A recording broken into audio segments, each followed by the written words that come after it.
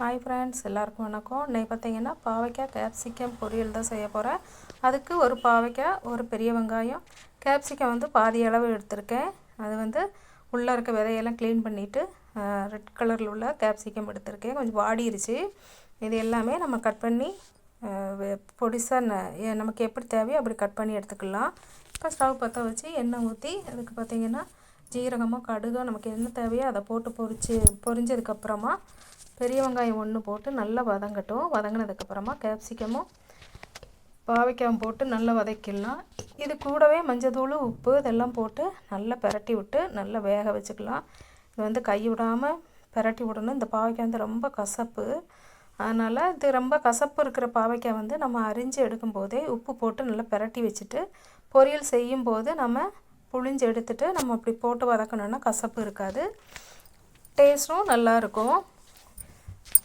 அந்த மாதிரி செய்கிறதா இருந்தாலும் அந்த மாதிரி செஞ்சுக்கலாம். இப்போ இது போட்டு நல்லா பெரட்டி விட்டுக்கலாம்.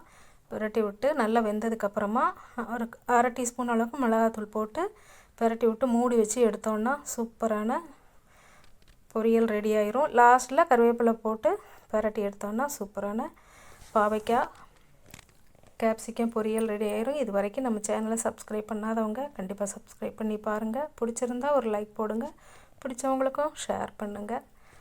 இது வரைக்கும் சப்போர்ட் பண்ண எல்லாருக்கும் ரொம்ப ரொம்ப நன்றி. பாருங்கள், பாவைக்காய் நல்லா மூடி வச்சதுக்கப்புறமா சூப்பராக நல்லா வதங்கிருச்சு. அவ்வளோதான், அப்படியே நம்ம வந்து சர்வ் பண்ண வேண்டியதான். சாப்பாட்டுக்கு வந்து செமையாக இருக்கும். ட்ரை பண்ணி பாருங்கள். நன்றி.